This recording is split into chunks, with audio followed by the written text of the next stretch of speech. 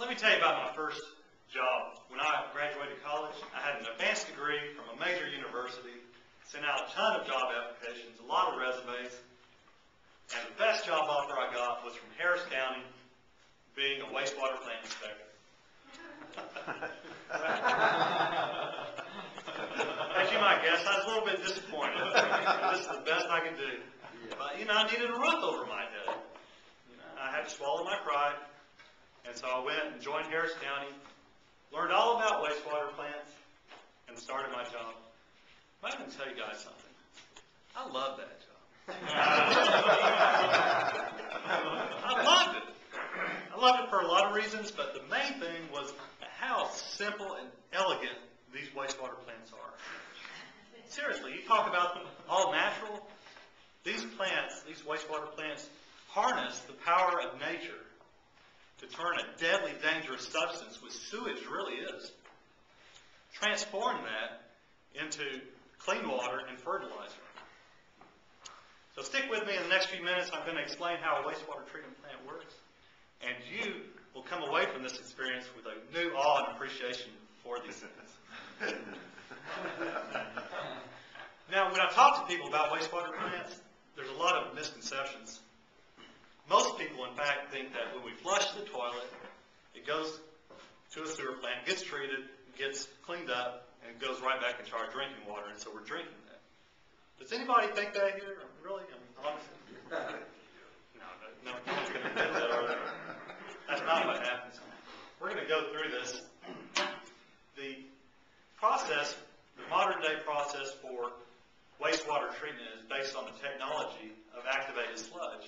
It was developed right here by researchers in Houston in 1926. In 1929, the first activated sludge plant was built by the city of Houston. So history right here in the making.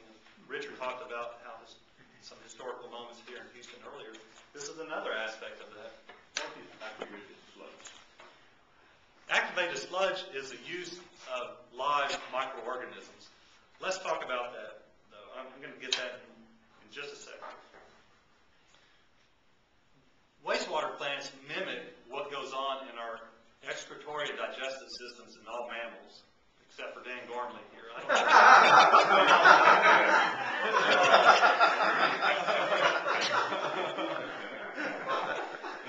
Shouldn't we appreciate the shock and awe rather than the appreciation of this presentation? See what I was talking about?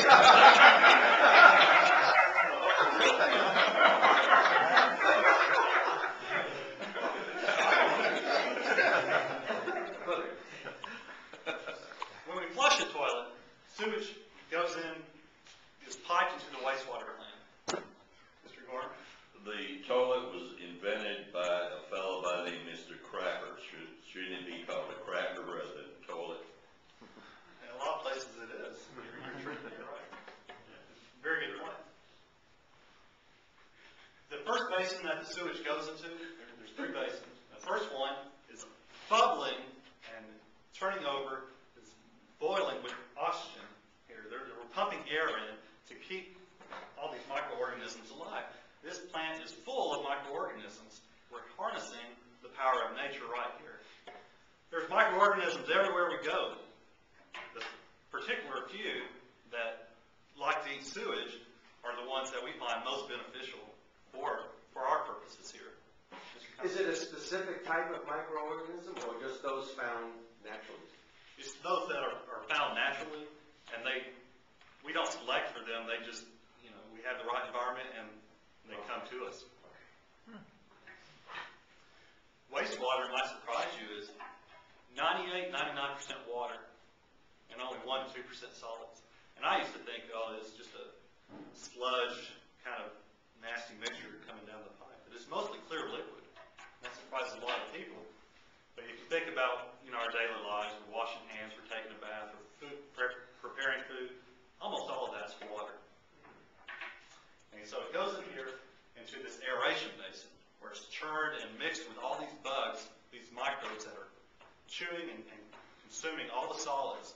And in a surprisingly short amount of time, something like 4 hours, the sewage is completely broken down. All the solids are eaten and all the pathogens are gone. That's pretty impressive. This is deadly stuff. In sewage is found all the communicable waterborne diseases in the community.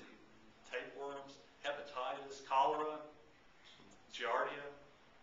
So it's pretty deadly stuff. And then in 4 hours, it's pretty much cleaned up. And what you're left with is a mixture of these microbes and treated sewage. And that's the stomach of the plant, is how I kind of think of it. And now we go to the intestines, where the solids are removed from the water. So that it's siphoned, the water is siphoned off into a settling basin. Calm and clear, real quiet environment.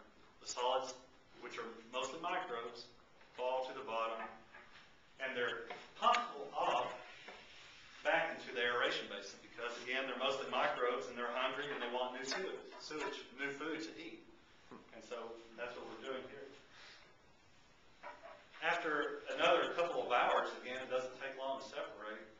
The water flows into a disinfection basin where it's treated with chlorine to kill any remaining pathogens.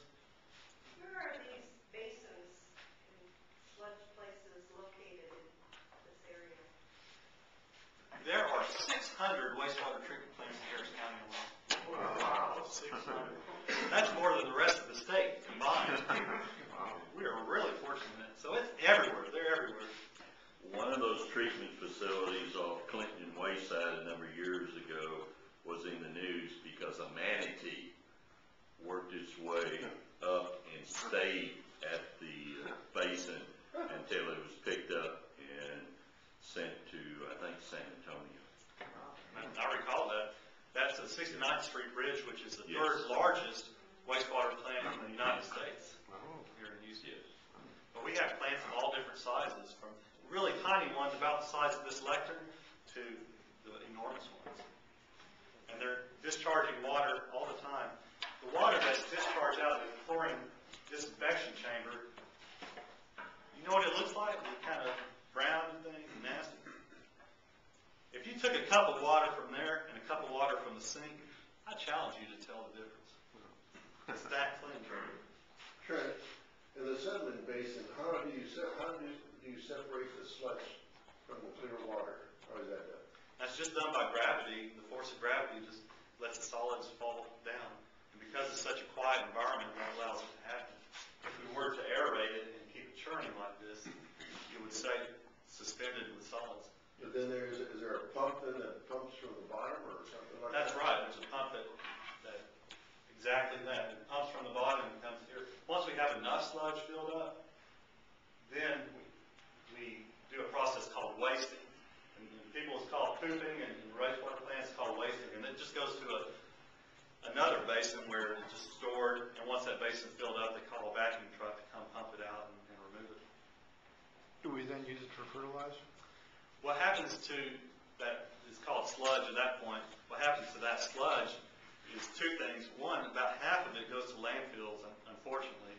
The other half is applied to agricultural areas. It's applied not for primary food crops that we would eat, but you could grow up for pastures that cows would get on, or to grow food for cattle, for instance. DJ? Does plastic or bags ever reach the aeration basin?